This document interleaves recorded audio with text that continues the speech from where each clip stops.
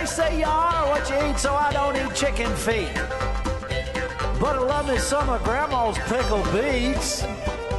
Well, cut it up, put it in the pan, throw it over your shoulder and see where it lands right here in Farmer's Kitchen. Maters, taters, beans and corn, the cows in the barn and the sheep's been shorn, kids in the barnyard chasing Grandpa's chicken. Chicken. Spices, slices, cuts and dices, gonna slash your grocery prices right here in Farmer's Kitchen. Help you grow your garden good with recipes to suit your mood. Try some grub you've never tried before. Smash it with a wooden mallet. Gonna educate your palate. Right here in Farmer's Kitchen. In Tim Farmer's Country Kitchen. We're gonna cook something good now. Funding for Tim Farmer's Country Kitchen is brought to you by the City of Stanford, Kentucky. Come back home to Stanford.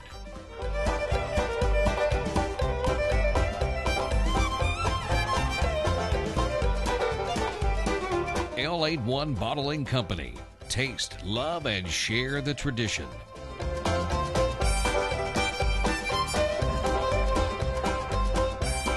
Woods Equipment Company has every tool you need to make working the land as rewarding as hunting it.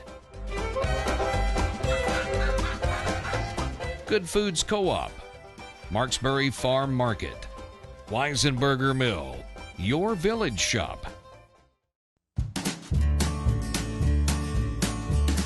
Hello, welcome to Tim Farmer's Country Kitchen. You know, people have been asking about our critters, and I guess it's time to see Mags and Moe's, and they have been rolling around the mud. Remember, you can't pet a working animal. That's right, we never pet them. Now, these guys are in here together.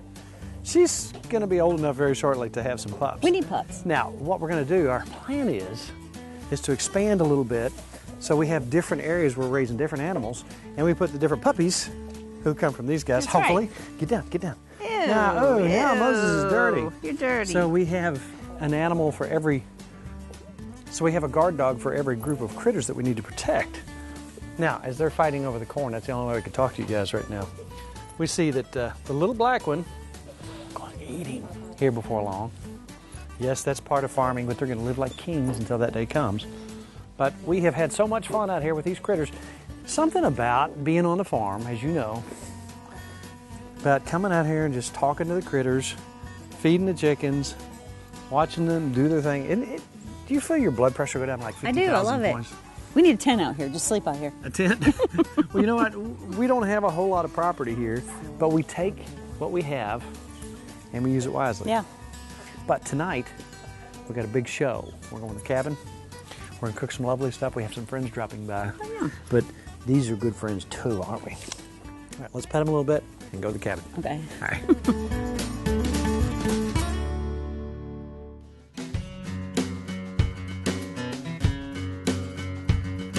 You know what? People have been asking about seeing the animals, and a recent question that we got is, do you groom Moses constantly? I remember seeing that on Facebook. Right. It's like, have we ever had a brush across him just maybe last year when he was shedding a little bit? They're just for fun, but He's just the immaculate gentleman. he's just beautiful.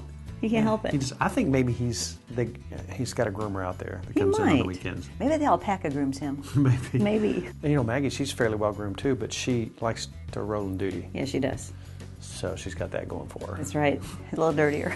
You know, recently we just took it's one of those weekends, you know, you'd been through your deal and I'd been through mine. It was like, we've got to get out of town. We want to do a fairly quick vacation just to see some different scenery. Somewhere new. Somewhere new. And our trip seemed to revolve more and more about Food, eating. and we want to go to these kind of foodie towns. So we got to looking at where can we go within 5 hours drive. Right. And you came up with.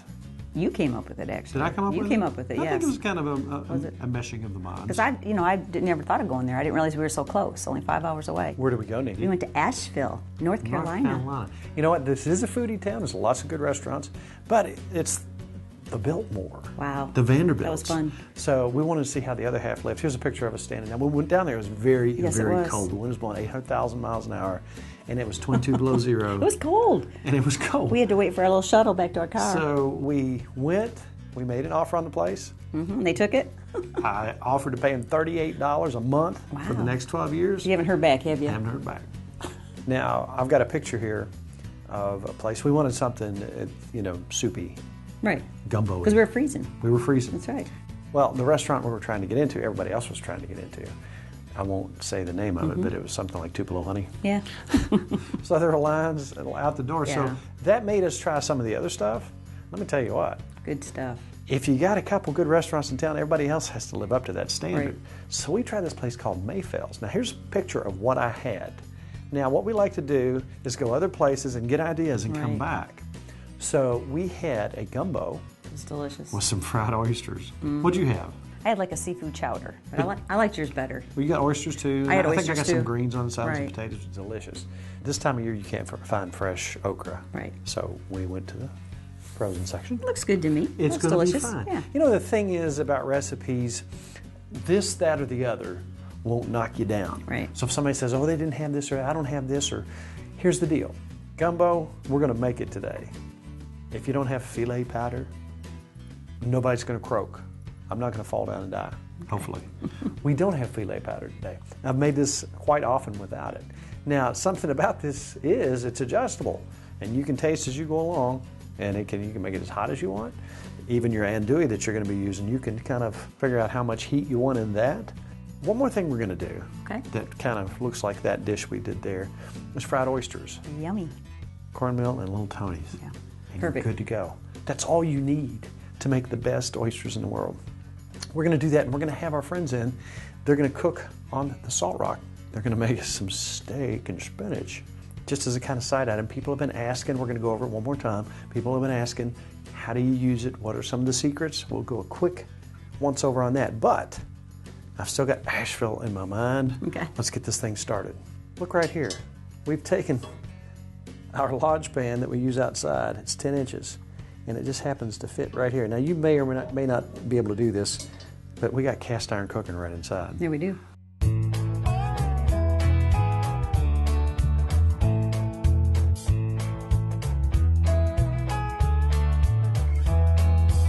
All right, I'm going to get going on this. I'm going to go ahead and put our okra. Oh, the sizzle. Our onions. Do you remember years ago, you know who Jerry Clower is? You know who Jerry Clower? No. He was like a Southern comedian who did a thing about dogs and okra. It's hilarious if you haven't heard it. You're older than me, though, so I wouldn't remember that kind of stuff. Actually, if you look at our birth certificates, I would not necessarily agree with that. Oh, okay. Now, once this gets cooked down, everybody says, ooh, okra's slimy. It may be slimy. It smells delicious. Doesn't that smell great? Wow. See, there's our beginnings right there for something special. I've got it on a medium setting. All right, so see where we're going? Our chicken's already cooked. This is already going to be cooked. I'm going to cook this.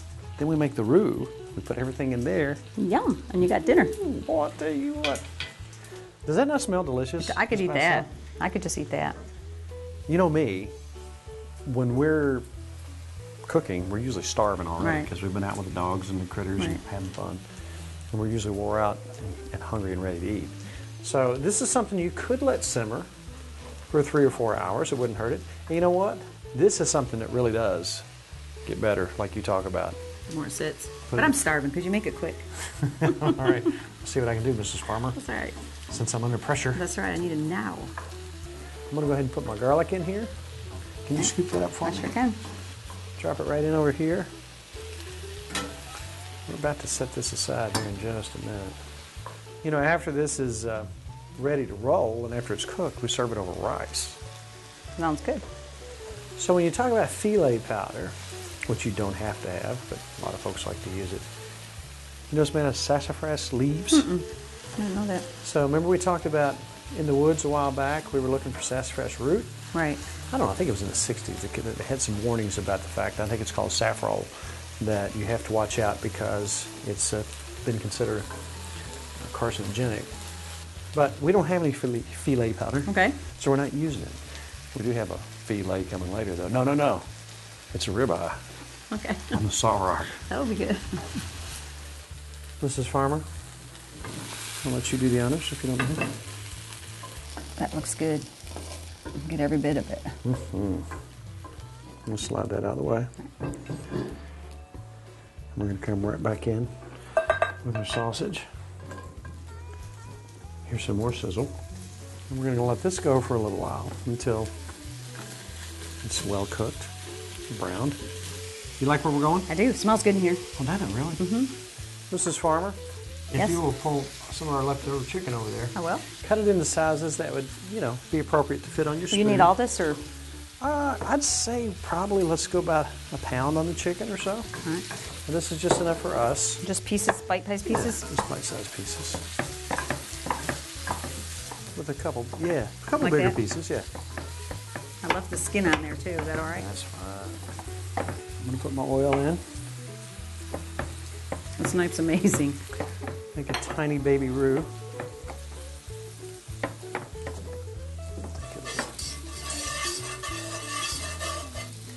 I'm gonna try to make this about like we did the other day. What we had. Taste as you go along, because you can add it, but you can't take it out. That's right. The longer you let it set, the darker it'll get. Glenn would have liked that. It was very peppery. Glenn would have loved it. Glenn, who is the pepper panda. He got us some pepper for Christmas. Did you see? He did give us Yes, I pepper for did. Isn't that We sweet? saw Glenn at the Christmas show, at the Homemade Jam show. He brought us a bag of pepper. That is so sweet. They are these sweet people. Him and his wife are They are sweet. kind of folks.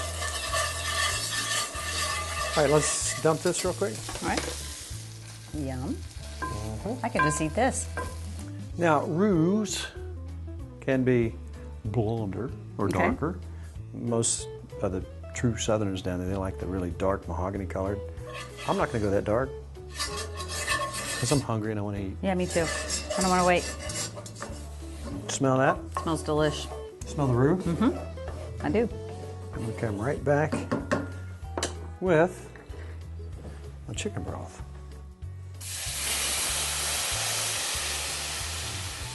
Smells good. My tomatoes. We're going to go about 14 ounces here. Yum. Then, my chicken. You want all this in there? Most of it. All right. Then, our veggies. Wow. And our andouille, however you want to say it. Look what we've got going on. That looks delicious. Let's not waste any of that. Let's get that all in there. Now look what we got going on That right looks really good. here. Well, now we have to come back with a little spices. Okay. I'll need a bay leaf, quarter teaspoon cayenne, quarter teaspoon of thyme, quarter teaspoon of basil, same with black pepper. And just because that's the way, I like it, I'm gonna put little Tony's in there. You like your Just Tony's, rounds don't it you? out, just across the top. Now look at that. That looks Look wonderful. at the colors. Should we maybe taste it? My. It's not ready to taste quite Yeah. yet. I'll tell you what let's do though. While that's coming together, let's clean this up. All right. Let's get our oysters ready. We're going to try to make that dish look just like what we saw down yonder. Yum.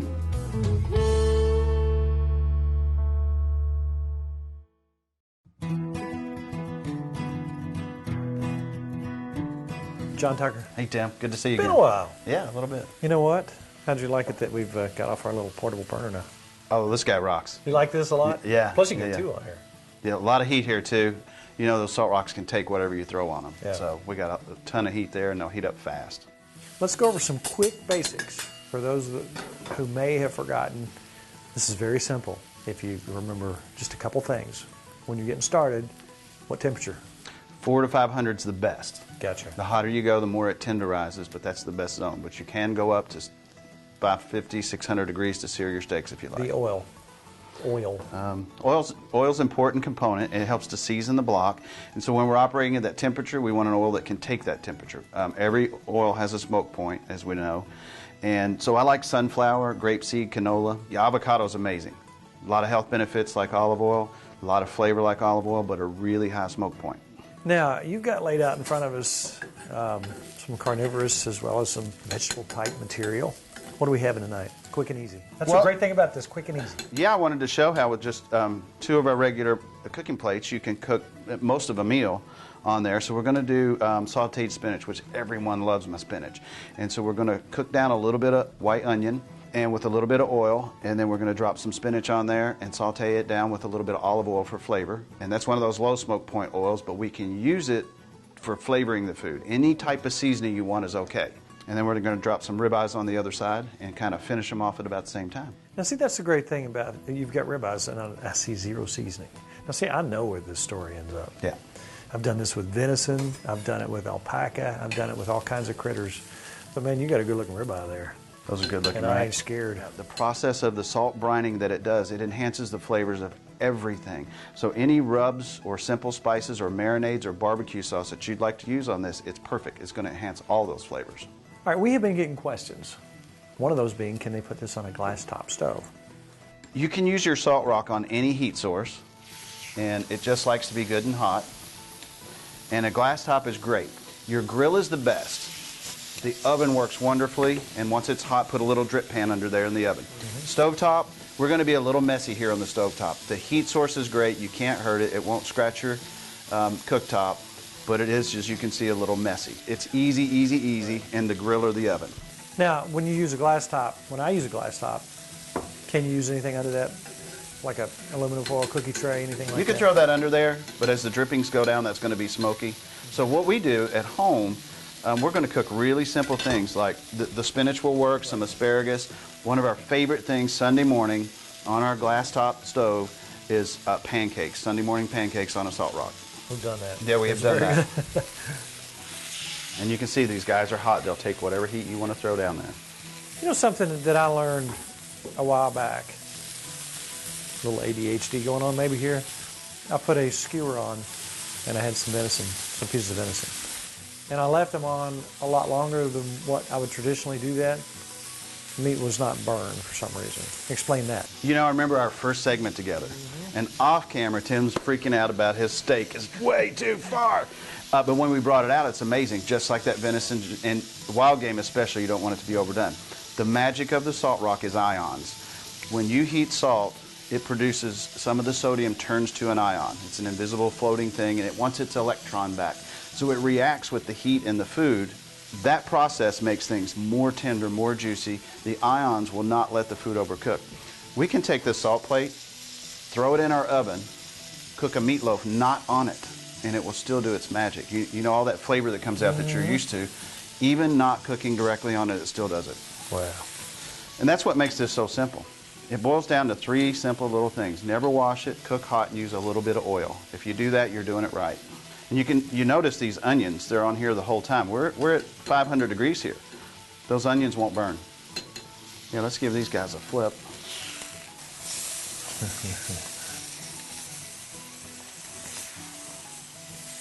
And I don't know if the camera's catching it. There's a little smoke available here. When you cook stovetop, you get a little smoky, so if you have a good ventilation, that's going to be okay. But that's what makes it better for the grill and the oven if we're doing this kind of thing. But you can see that it does work. It works great. The great thing is, you already touched on, it's not going to overcook it. Even you, the rare guy, if we get that guy brown all the way through, it starts condensing the flavor, and you're going to experience something different than you're used to, so you're going to love it. Smelling mighty good. Well, we got those steaks done, so now it's time for the spinach. This is one of my favorite things to cook on a salt rock, and you're going to see why right now. So we'll just drop them right on the onion there, and we'll drizzle just a little olive oil for flavor. And remember, we normally wouldn't use this for the block itself, but for flavor, no problem at all. The spinach, Done. she's a done. And I never cooked before, but I noticed when I cook now, I got to talk a little Italian sometimes. Now this is going to be a little more than you normally like. That's all right.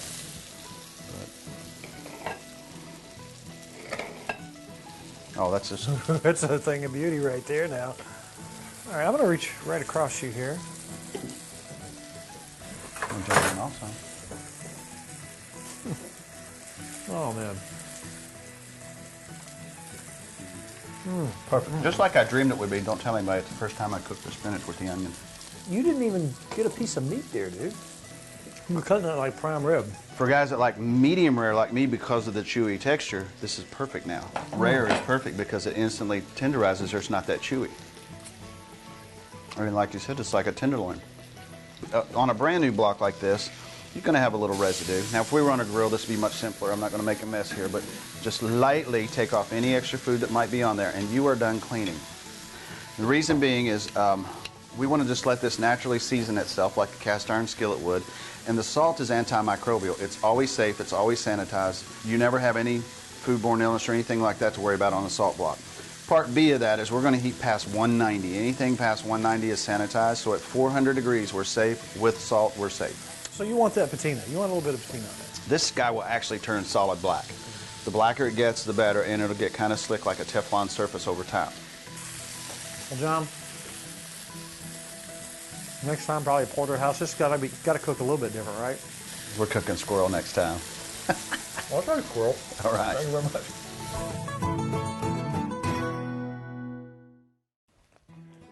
Mrs. Farmer, Yes. our gurgling, bubbling cauldron of yummy is going over here. It looks really good. Right, we've cooked up some rice. We've got it in the bowl. Now what we're going to do, scoop this loveliness right over top of that rice. Yeah. See what I'm saying? That looks good. Now, as you're going along, as you're cooking this, keep tasting it. Add what you need. If it needs a little bit hotter, add a little bit of this, a little bit of that. Now, the saltiness is already in here from the sausage and a lot of the other ingredients. Look at that. Looks good. Oh. Now, how to make the perfect oyster?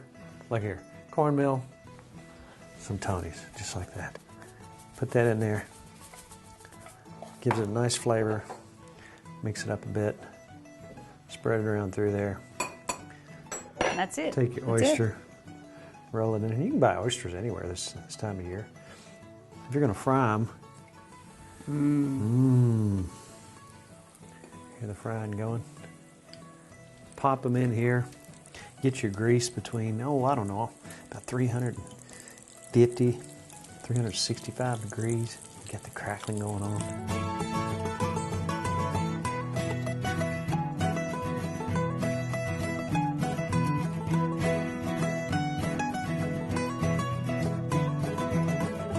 All right, let's let that cool down for just a minute so we don't burn our mouths. Got a few things to say. It's a new year. That's right. What's that mean? All new shows. Yay. Brand new shows, and we got a bunch of them coming your way. But keeping that in mind, let's not be afraid to look back in case you've missed some of our hundreds and hundreds of recipes. Where would you go? I go to timfarmerscountrykitchen.com and then click on recipes or click on shows. Also, Tim Farmer's Country Kitchen Facebook page. Like it, find out where we're going, what we're doing. And now we have this wonderful feast in front of us. You got a couple You know what? oysters I'm in going to here. do the oysters first.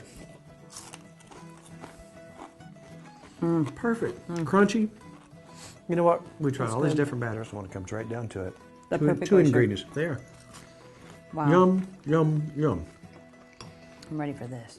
Let's go into our gumbo. You got a little rice under there too? Wow. You outdid yourself again. That's delicious. Ooh. You know, we let it cook a little longer than we talked about because we got busy doing other stuff. The longer that cooks, the more the flavor is pulled out of the sausage. Oh, Wow. that's really nice. That's delicious. I'm telling you what. So we had a little Cajun feast right here in the country kitchen. Thank you for that. You know what? So we have brand new shows. You know, most shows you get 12, 15, maybe 17 if you're lucky shows a year. We do 40-something shows a year. So we're no slackers. That's right. We like to eat. Busy all the time. You know, we want to thank the whole crew. Kelly behind the camera. My sweet and lovely wife. Oh, You that's might want to give me a sweet. kiss on the cheek right now. Oh my goodness, am I blushing? You are. You're beat red. You know what? Let's have a happy new year. And remember, it's all about Good times good friends. and good eats. Can we eat? Let's eat. To order a cookbook or DVD of the show, please call 502-319-0487 or email timfarmerck@gmail.com.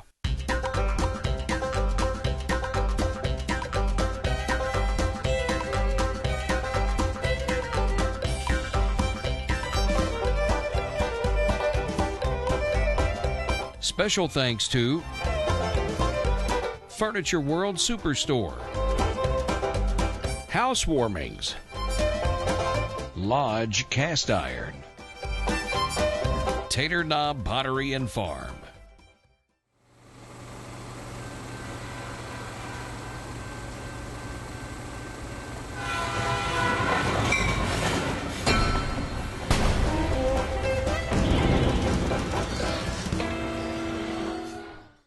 Funding for Tim Farmer's Country Kitchen is brought to you by Diamond Gusset Jeans, the original Gusset Jean. Careful craftsmanship, continual improvement. Diamond Gusset Jeans, born and worn in the USA since 1987. Is it the insightful strategies and analytical capabilities that make Edward Jones one of the biggest financial services firms in the country? Or is it 13,000 financial advisors who take the time to say thank you? Night, Jim. Gonna be a while? I am, Liz. Got a little writing to do. It's why Edward Jones is the big company that doesn't act that way.